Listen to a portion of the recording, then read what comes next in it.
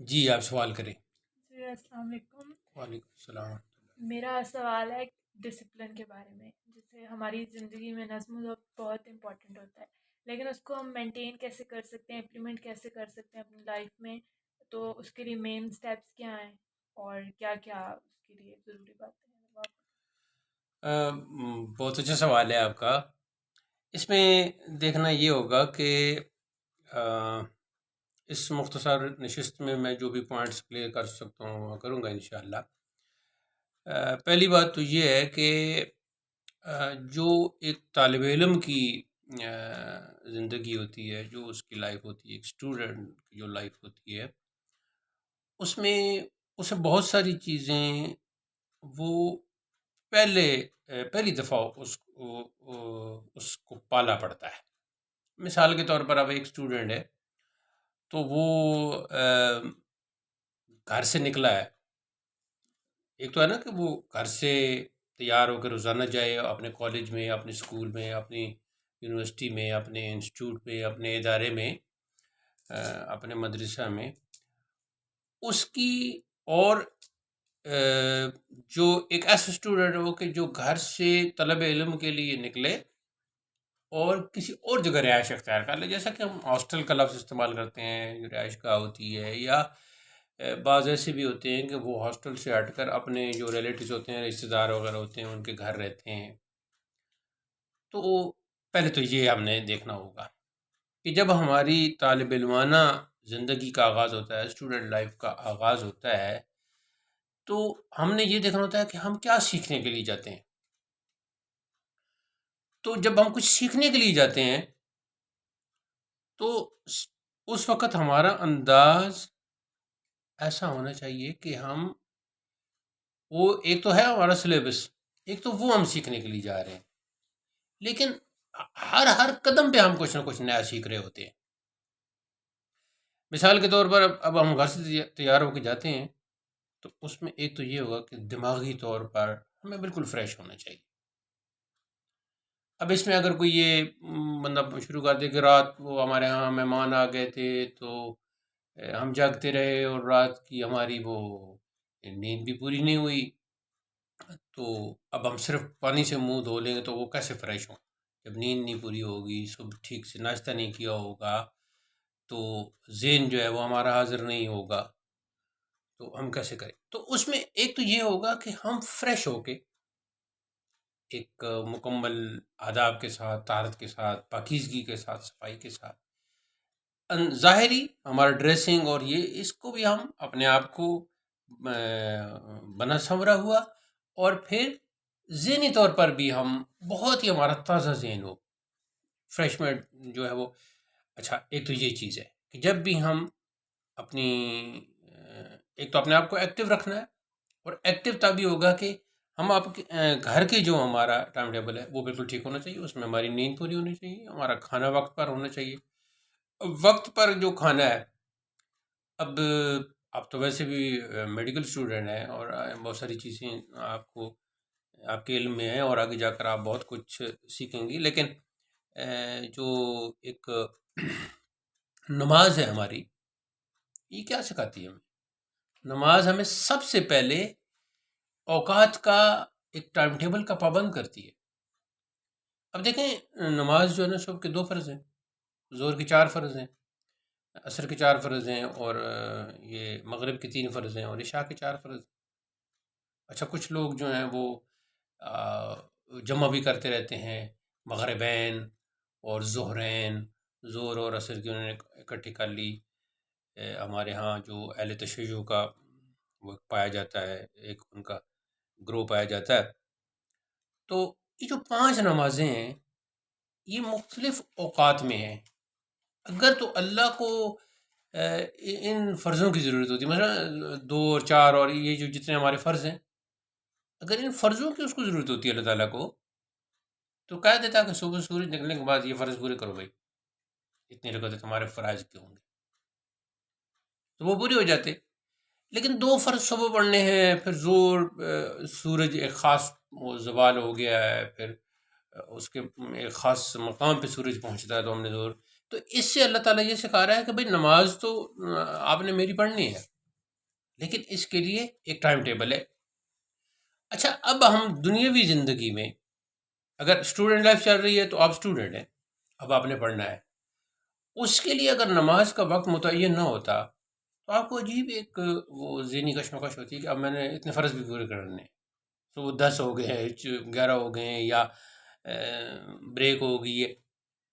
تو ایک تو یہ چیز ہے کہ نمازوں کا وقت اللہ تعالیٰ نے رکھ کے آپ کو یہ بتایا کہ آپ نے اپنی پوری لائف میں، پوری زندگی میں ایک ٹائم ٹیبل کے ساتھ چلنا ہے، ٹھیک ہے جی۔ اب اس ٹائم ٹیبل میں اسٹوڈنٹ لائف میں خاص طور پر آپ کی نیند پوری ہونی چاہیے۔ اس کا فائدہ یہ ہوگا کہ آپ کا ذہن تر و تازہ ہوگا، جو کچھ آپ کشید کر رہے ہیں یا حاصل کر رہے ہیں وہ اچھے انداز سے آپ حاصل کر پائیں گے۔ کوئی آپ کے ساتھ بات کرے گا تو اچھے انداز سے آپ اس کا جواب دے پائیں گے۔ پھر دوسرا فائدہ یہ ہوگا کھانے پینے کا جو ایک ٹائم ٹیبل ہونا چاہیے۔ اب یہ نہیں کہ اسٹوڈنٹ لائف میں آپ کہیں کہ وہ ابھی تو میری کلاس ہے اور کلاس کے بعد جو ہے وہ کچھ ہوم ورک بھی ہے تو وہ میں کر لوں، تو اس کے بعد میں کھانا کھا لوں، یا تھوڑی دیر کے بعد سردیوں کے دن ہیں، چھوٹا سا تو دن ہے، تو تھوڑی دیر کے بعد ویسے بھی ابھی اثر ہونے والی ہے تو شام کے بعد ویسے بھی رات کا کھانا کھاتے ہیں تو اسی ٹائم بھی کھا لیں گے، ابھی کچھ اور کھا لیتے ہیں، تھوڑا بہت کھا لیتے ہیں، منہ کو چلا لیتے ہیں۔ یہ بھی ایک آپ کے ٹائم ٹیبل میں اور آپ کے وہ ایک خرابی آتی ہے آپ کی، اس سے آپ کا میجر ڈسٹرب ہوتا ہے، اور جیسے ہی آپ کا میجر ڈسٹرب ہوتا ہے میڈیکلی آپ کی باڈی میں تبدیلی آتی ہے، خرابی آتی ہے، تو پھر ذہنی طور پر بھی آپ ڈسٹرب ہو جاتے ہیں۔ ایک اچھی یعنی بعض اوقات تو ایسی کیفیت ہو جاتی ہے انسان کی، اتنا ڈسٹرب ہوتا ہے کہ کوئی اسے اچھی بات بھی کہہ رہا ہوتا ہے تو اس اچھی بات کو بھی وہ سننے کے لیے اس کے کان اس وقت تیار نہیں ہو رہے ہوتے، بلکہ کوئی سلام بھی کہتا ہے تو جواب دینے میں بڑی وہ دقت ہو۔ تو ایک تو یہ ہے، دوسرا یہ ہے کہ اسٹوڈنٹ لائف میں ایک تو جو چیز ہے وہ آپ حاصل کر رہے ہیں، آپ کا نصاب، سلیبس جو ہے، لیکن میں اس موقع پر آپ کو یہ کہوں گا کہ آپ سلیبس سے ہٹ کر بھی بہت کچھ سیکھ سکتے ہیں، اور آپ کا مائنڈ اوپن ہونا چاہیے کہ آپ سلیبس سے ہٹ کر کچھ اور بھی سیکھیں، جسے ہمارے ہاں کہا جاتا ہے غیر نصابی سرگرمیاں۔ اب دیکھو اسکول لائف میں آپ نے دیکھا ہوگا کہ ایک خاص دن کو نعت پڑھی جا رہی ہے، تلاوت کی جا رہی ہے، اس تقریر وغیرہ کا جو ہے وہ سکھایا جا رہا ہے، تو یہ کیا ہے؟ یہ غیر نصابی سرگرمی ہے۔ یہ دراصل آپ کی صلاحیتوں کو سامنے لانے والے یہ کام ہے۔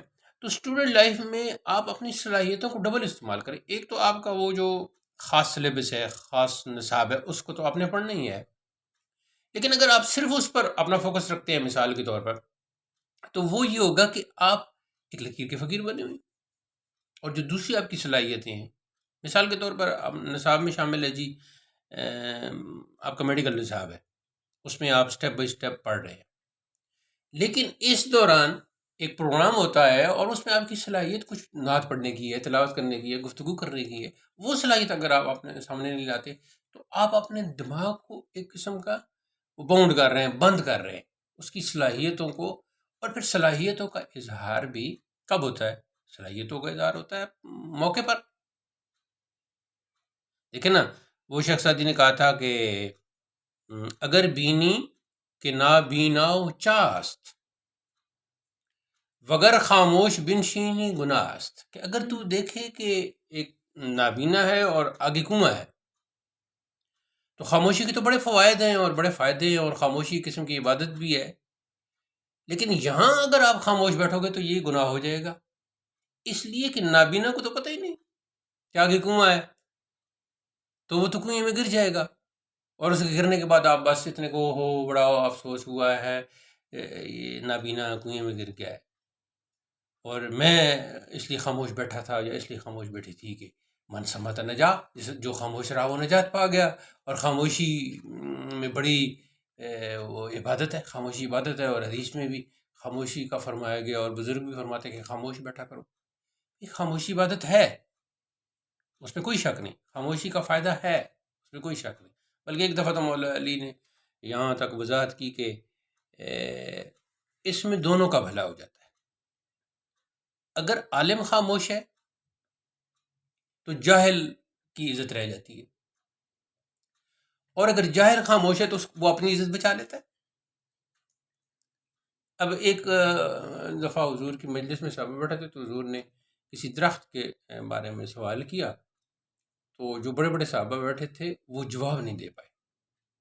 ایک صحابی جو عمر میں بہت چھوٹے تھے، انہوں نے بعد میں کہا کہ مجھے پتا تھا اس کا جواب، وہ کھجور کا فلاں قسم تھی، فلاں درخت تھا جس کے بارے میں حضور پوچھ رہے تھے، لیکن میں اس لیے خاموش رہا کہ یہ سب بڑے بڑے خاموش ہیں، تو اب میں ان کے سامنے نہیں بول.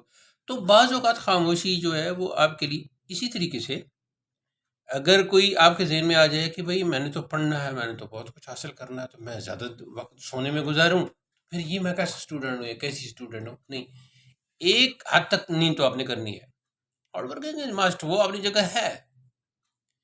وہ غالباً مولا علی کا ہی شعر ہے یا امام شافعی کا کہ ومن طلب العلا سحر اللیالی. ایک مصرع اس کا یہ ہے کہ جو بلندیاں چاہتے ہیں وہ پھر راتوں کو جاگتے ہیں. تو اس میں ایک شاعر تھا، وہ ابو اسحاق تھا، فارسی کا شاعر تھا، اور بسحاق تخلص کرتا تھا وہ. تو اس نے یہ طے کیا ہوا تھا کہ ہر شعر میں کھانے کی چیز کا ذکر کرے گا. یعنی بات تو وہ اپنی کہے گا، شعر میں اپنا ایک مضمون پیدا کرے گا، ایک اچھی بات کرے گا، لیکن کھانے کی چیزوں کے نام ضرور اس میں لائے گا. تو اس مصرے پر جو اس نے وہ گرہ لگائی، تو اس نے کہا کہ سحر بر خیز از بیر ہریسا ومن طلب العلا سحر اللیالی. اگر ہریسہ کھانا ہے تو سحر کے وقت جاگو، کہ جو بلندیاں چاہتے ہیں وہ پھر راتوں کو جاگتے ہیں. وہ اصل میں ایسا ہوتا تھا کہ جب ہریسہ لینے والے دکان پہ جاتے تو ایک لمبی لائن ہوتی تھی، تو جو پیچھے ہوتے تھے ان کو یا تو وہ ہریسہ ختم ہو جاتا تھا. ہریسہ ایک ہوتا ہے جس میں وہ دیسی گھی ڈالتے ہیں اور دال وغیرہ، اور وہ خاص قسم کا آپ اسے ایک البٹائی سمجھ لیں، وہ بنا ہوتا ہے، اس میں کھجور بھی شامل کرتے ہیں. تو اس نے کہا کہ اگر ہریسہ کھانا ہے تو پھر وہی سحری کے وقت جاگو.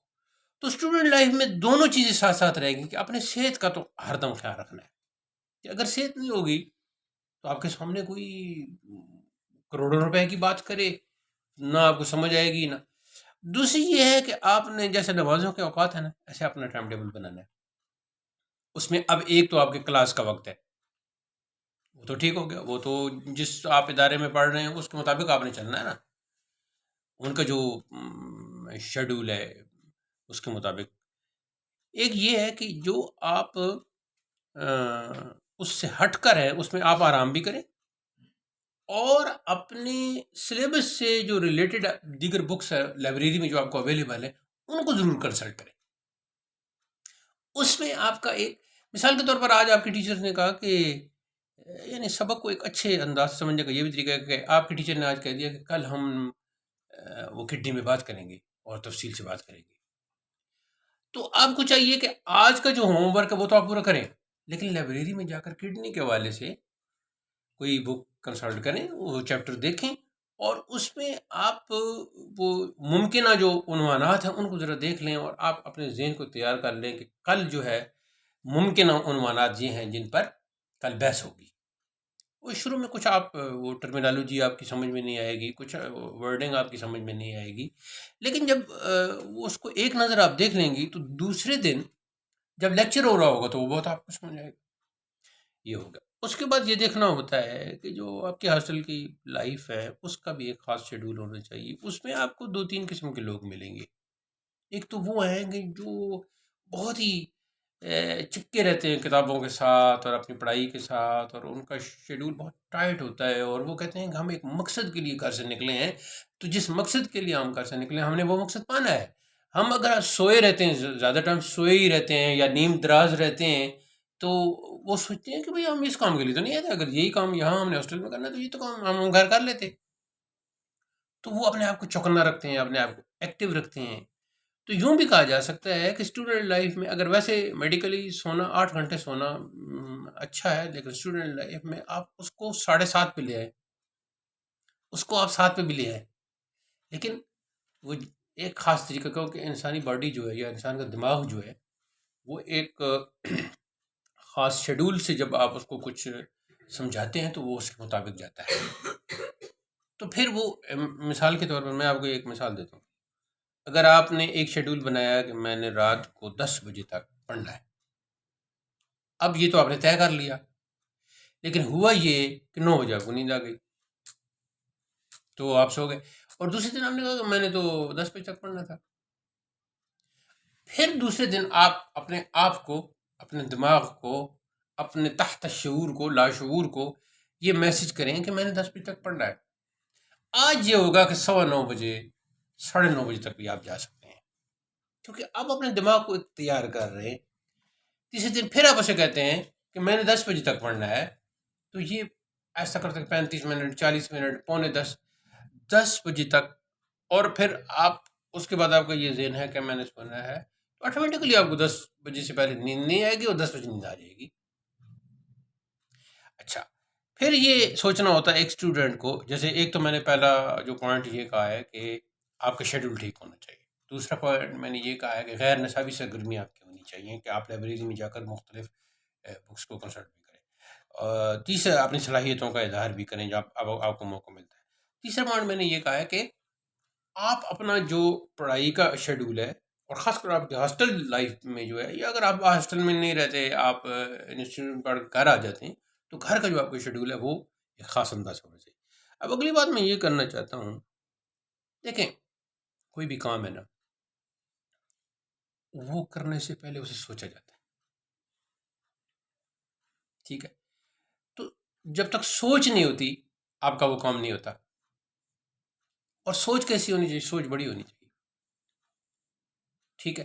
اچھا، اگر آپ کی سوچ ہے نا کہ یہ میرا سلیبس ہے اور یہ میں نے رٹ لیا ہے اور اس سے میرے 50 یا 70 نمبر آ جائیں گے اور یہ میرا بی گریڈ آ جائے گا، تو یہ سوچ آپ کو بی گریڈ سے نیچے لے آئے گی، سی پر لے آئے گی. اور آپ سی کا سوچ کے جائیں گے تو آگے لسٹ میں آپ دیکھیں گے تو آپ کا ایف لکھا ہو. تو یہ تو میں مثال کے طور پر یہ باتیں کر رہا ہوں.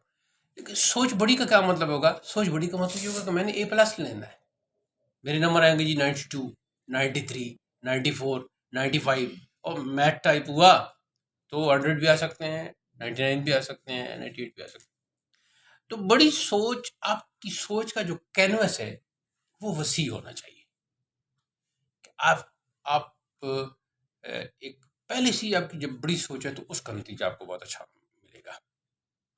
اچھا، اب اس دوران کچھ اسٹوڈنٹس آپ کو یا آپ کلاس فیلوز یا ہاسٹل فیلوز ایسے ملیں گے کہ وہ آپ کے جو شیڈول ہے نا اس کے اکارڈنگ چلیں گے. وہ تو آپ کو ٹھیک ہے، لیکن کچھ ایسے ہوں گے کہ ان کا اپنا شیڈول بھی نہیں ہوگا، اور آپ کا جو شیڈول بنا ہوا ہوگا اس کو بھی توڑنے کی یا خراب کرنے کی کوشش کریں گے. تو آپ کوشش کریں گے یا تو آپ اتنے پاورفل ہوں ان کو اپنے شیڈول کے مطابق لائیں، یا پھر بڑی ہی خوش اسلوبی سے، بہت ہی بھلے انداز ان سے ذرا دور رہیں، اور اس بیس پر ان سے تھوڑا سا دور رہیں کہ بھائی یہ تو میرے شیڈول کو خراب کرنے والے. مثلا ایک آپ کی کلاس فیلو ایسی ہے کہ اس سے آپ کو یہ توقع ہے کہ وہ آج کے سبق کے ہوم ورک کے حوالے سے 90% گفتگو کریں گے، لیکن وہ ایسے ہوتا ہے کہ وہ 25% اس کے حوالے سے اور باقی وہ کہانیاں سناتے رہتے ہیں. فلاں ایسے ہوا تھا تو فلاں ایسے ہوا تھا تو میری خالہ نے ایسے کہا تو میری پھوپھی نے ایسے کہا تو میری پھوپھی کی وہ فلاں بیٹی ہے تو اس کو جن اس کے ساتھ چمٹ گئے تھے اور چمٹ گئے تھے اور بہت عجیب حالت ہو گئی تھی. پھر ایک بابے کو بلایا، جن نکالنے والا بابا آیا، اور فلاں مت پوچھو کیا. تو روزانہ اس قسم کی سٹوریز، روزانہ اس قسم کی کہانیاں. اچھا، یہاں ایک سوال پیدا ہوتا ہے کہ انسان کے اندر تو ایک مزاح بھی پائی جاتی ہے، گپ شپ بھی اس نے لگانی ہوتی ہے، تو کیا اس کا یہ مطلب ہے کہ ایک اسٹوڈنٹ ہر وقت سنجیدہ ہی بیٹھے رہے؟ ایسی بات نہیں ہے. جیسے رونا ہماری ایک آنکھوں کی خوراک ہے نا، ایسے ہنسنا بھی ہماری ایک خوراک ہے، اچھی آواز سننا بھی ہماری ایک خوراک ہے، گپ شپ لگانا اس سے ذہن کو فریش ہوتا ہے. ایک فلسفی کی میں یہاں بات میرے ذہن میں آئی ہے کہ آپ ایک کام کر رہے ہیں اور آپ کو تھکاوٹ محسوس ہوئی ہے، سونے کا وقت بھی نہیں ہے، کھانے کا وقت بھی نہیں ہے، تو اس دوران آپ ایک دوسرا کام شروع کر دیں تو دوسرے کام پہ آپ کا دل لگ جائے گا. وجہ یہ ہوتی ہے کہ آپ تھکے اس پہلے کام سے ہیں. اب آپ یہ نہیں کہہ سکتے کہ بھائی تھک گئے ہیں تو پھر دوسرا کام کیوں شروع کریں. آپ کپڑے استری کر رہے ہیں نا، تو آپ تھک گئے تو آپ اس کو چھوڑ دیں اور ادھر آ کے کچھ لکھنا شروع کر دیں، تو آپ کو لکھنے میں کوئی وہ تھکاوٹ محسوس نہیں ہوگی. اس لیے کہ آپ دماغ اصل میں آپ کا تھک گیا تھا، آپ کا دماغ پچھلے ایک آدھے گھنٹے سے یا 1 گھنٹے سے اس پر ہی لگا ہوا ہے کہ اب یہ کالر ادھر کرو، اس کو سیٹنگ کرو، اب اس بازو کو اسی کرو، اب اس کو اسی کرو، اب یہ سیٹنگ کرو، اچھا یہ اس جگہ پہ وہ فل نہیں آ رہا تو اس کی جگہ بڑھاؤ، کم کرو، ٹکڑے ٹکڑے میں کرو. اچھا تو اس میں اگر وہ ٹیبل ٹھیک نہیں ہے یا کوئی جگہ ٹھیک نہیں ہے تو وہ ایک اور آپ کے دماغ کو برڈن ہے کہ ایک تو وہ جگہ ٹھیک نہیں جہاں آپ اسی کر رہے ہیں، دوسرا اپنے اسی بھی کرنا ہے. اچھا تیسرا برڈن بھی اس پہ آپ پا رہا ہو سکتا ہے کہ ٹائم بھی کم ہے، نکلنا بھی ہے. تو اگر آپ ایک سبجیکٹ مثال کے طور پر پڑھ رہے ہیں اور اس میں آپ کو تھکاوٹ سی محسوس ہوتی ہے تو آپ دوسری بک کو اٹھا لیں اس دوران، تو آپ کا ذہن چینج ہو جائے گا. مثال کے طور پر آپ کو کوئی بتا رہا ہے یہ کرو وہ کرو، یہ نہ کرو یہ نہ کرو، وہ کرو یہ کرو، تو یہ سنتے سنتے آپ تھک گئے، آپ کے کان تھک گئے اور آپ کے کانوں نے یہاں تک کہہ دیا کہ بھئی اب یہ سٹاپ پلیز. لیکن ادھر بیٹھا ہوا کوئی شخص، کوئی آپ کے کلاس فیلو آپ کو ایک سٹوری سنانا شروع کر دیتی تو آپ کے کان سنیں گے، آپ کے کان نہیں کہیں گے کہ ہم تو تھک گئے تھے کچھ دیر پہلے. وہ کیوں کان سننے کے لیے تیار ہو گئے؟ اس لیے سننے کے لیے تیار ہو گئے کہ یہ ٹاپک الگ ہے، یہ الفاظ الگ ہیں، یہ گفتگو الگ ہے، یہ گفتگو کا انداز اور موضوع اور عنوان اور یہ ٹاپک ہی الگ ہے. اس میں یہ نہیں ہے یہ نہ کرو وہ نہ کرو، اس میں تو یہ کہہ رہے ہیں کہ وہ ایک بادشاہ تھا تو وہ بہت ہی بڑی اس کی سلطنت تھی اور اس میں آپ کا ادھر دماغ چلا گیا. تو اسٹوڈنٹ لائف میں آپ نے یہ بھی دیکھنا ہے کہ اپنی جو پڑھائی کے دوران اگر آپ کے 3-4 سبجیکٹ ہیں تو ایک پہ اگر آپ کا دل نہیں کر رہا تو آپ دوسرے کو کر لیں. لکھنے پہ من نہیں کر رہا تو صرف پڑھنے پہ اور پوائنٹس بنانے پہ آپ لگے رہیں دماغ میں، اور اگر پڑھنے پہ اس طرح پوائنٹس بنانے پہ دل نہیں کرنا، لکھنے پہ دل کر رہا ہے تو لکھنا شروع کر دیں. کبھی ایسے بھی ہوتا ہے کہ ایک آپ کا سبق ہے مثال کے طور پر، تو آپ اس کو اگر پڑھتے ہیں تو آپ کو یاد نہیں ہوتا تو پھر آپ کاغذ پہ لکھ کے اس کے پوائنٹس بنانا شروع کر دیتے ہیں. ویسے بھی ہوتا ہے کہ من حفظ فر و من کتب قر، کہ جس نے یاد کیا تو وہ اس کے ذہن سے فرار ہو جاتا ہے، اور جس نے کچھ لکھ دیا تو وہ اس کے ذہن میں بھی قرار پکڑ لیتا ہے، اس کے پاس وہ چیز محفوظ رہتی ہے. اس کے بعد یہ ہے کہ ذہن کو تازہ اور فریش رکھنے کے لیے یہ بھی ضروری ہے کہ آپ کی جو سوچ ہے نا اس میں اس کو مثبت ہونا چاہیے. جتنی مثبت آپ کی سوچ ہوگی، پازیٹیو آپ کی وہ تھنکنگ ہوگی، اتنا آپ کا مائنڈ جو ہے وہ اچھے انداز سے کام کرے گا. منفی سوچ آپ کی نہیں ہونی چاہیے. اچھا منفی سوچ اسٹوڈنٹ لائف میں منفی سوچ یہ بھی ہو سکتی ہے کہ فلاں جو میری کلاس فیلو ہے اس نے پچھلی دفعہ ٹاپ کیا تھا تو میں اس دفعہ سے ٹاپ نہیں کرنے دوں گی، تو یہ منفی سوچ ہے. اور اگر آپ کہتے ہیں کہ وہ جو کلاس فیلو ہے جس نے ٹاپ کیا تھا تو وہ تو جو کرے گی اب بھی ٹاپ، تو مجھے بھی کرنا چاہیے، مجھے بھی اس طرح آگے بڑھنا چاہیے. اب ان دونوں میں فرق ہے. وہ پہلا جو تھا وہ ایک نیگیٹو تھنکنگ تھی. اب اس میں تھوڑا سا لطیف سا یعنی باریک سا ایک فرق ہے کہ آپ صلی اللہ علیہ وسلم نے ارشاد فرمایا کہ تم حسد نہ کرو. مومن جو ہے وہ رشک کرتا ہے. اچھا وہ غبطہ کا لفظ ہے نا، غین با اور طا اور غبطہ، اور حسد کیا ہا سین دال، تو حسد سے منع کیا، غبطہ کی وہ اجازت دی اور مومن کی وہ شان میں. اب حسد اور غبطہ دو ایسی کیفیت ہیں کہ ان میں لطیف سا فرق ہے. حسد یہ ہے کہ ایک شخص کو ایک نعمت حاصل ہے، ایک کلاس فیلو ہے وہ بہت خوبصورت ہے، با جمال ہے، زہرہ جمال ہے، یوسف مثال ہے، حسین ہے، وہ جی آپ اس کی بیوٹی کو، جو نیچرل بیوٹی کو، میک اپ کی بات میں نہیں کر رہا، بیوٹی کو دیکھ کر آپ کہتے ہیں کہ اس کی بیوٹی ختم ہو جائے اور یہی بیوٹی مجھ مل جائے، بٹ اس کی بیوٹی جو ہے وہ ختم ہو جائے، تو یہ حسد ہے. یعنی ایک نعمت جو دوسرے کو ملی ہے اس نعمت کے زوال کو چاہنا اور وہ نعمت یہ خواہش رکھنا کہ وہ نعمت مجھے مل جائے، یہ ہے حسد. اچھا اب غبطہ کیا ہے جس کا ہم ترجمہ رشک سے کر رہے ہیں؟ رشک یہ ہے کہ اب تو کہ یہ جو زہرہ جمال اور یوسف مثال ہے، بیوٹی میں بے مثال ہے، اس کی بیوٹی تو ہے ہی ہے، مجھے بھی اس طرح کی بیوٹی مل جائے، اس طرح کا جمال مل جائے، میں بھی اس طرح کی حسین و جمیل ہو جاؤں. اب یہ غیبتہ ہے. یعنی پنجابی میں ایک لفظ ریس استعمال ہوتا ہے، ریس.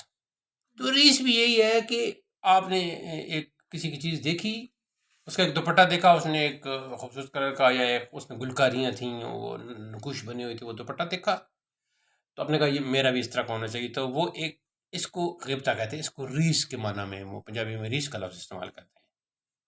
ٹھیک ہے جی. تو اب اسٹوڈنٹ لائف میں آپ نے یہ بھی دیکھنا ہوگا کہ اگر کوئی آپ سے ٹاپ کر رہا ہے، کوئی آگے بڑھ رہا ہے، چاہے نصاب میں آگے بڑھ رہا ہے یا غیر نصابی سرگرمی میں آگے بڑھ رہا ہے، کہ ویسے آپ کا کلاس فیلو ایسا ہے کہ وہ تو اس میں تو نہیں بڑھ رہا، سلیبس میں تو وہ آگے نہیں بڑھ رہا، لیکن غیر نصابی سرگرمی میں اچھی تلاوت، اچھی نعت، اچھی گفتگو، تقریر کا فن، یہ ساری آ رہی ہیں، تو اس میں آپ اگر حسد سے کام لیتے ہیں تو یہ آپ کی نیگیٹو تھنکنگ ہوگی. اس کا پھر اثر آپ کے دماغ پر بہت زیادہ ہوگا.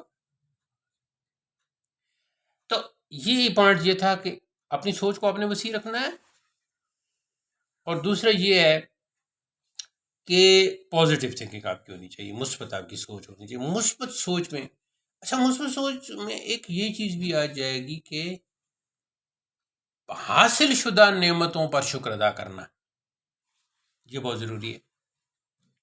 ٹھیک ہے جی. آج اگر آپ وہ سبق پڑھ رہے تھے، کنسیپٹ کلیئر نہیں ہوئی ہے، تو عجیب سی کیفیت آپ کی ہوگی کہ کیوں نہیں مجھے سبق سمجھ آ رہا، میں گھر سے باہر ہوں، میں ہاسٹل میں ہوں، میں اسی کے لیے تو سب کچھ کر رہی ہوں، ہارڈ ورکنگ کر رہی ہوں، اور یہی مجھے یاد نہیں ہو رہا. تو یہ آپ نے دیکھنا ہوگا نا، کل تو آپ کو یاد ہو گیا تھا، تو اب آپ آج کا یہ جو شکوہ کر رہی ہیں، کل کی یاد کی ہوئی پر شکر بھی آپ کا غارت ہو رہا ہے، وہ بھی اس کا شکر بھی. تو اگر کل کا آپ شکر ادا کر رہے ہیں یعنی اللہ کا، تو آج کا سبق بھی آپ کے لیے بھی آسان ہو رہا ہے. اچھا، یہاں ایک پوائنٹ میں ایک اور کہتا ہوں، لمحہ موجود جو ہے، لمحہ موجود، ٹھیک ہے جی، اصل میں آپ کا وہ لمحہ موجود ہی ہے. ٹھیک ہے.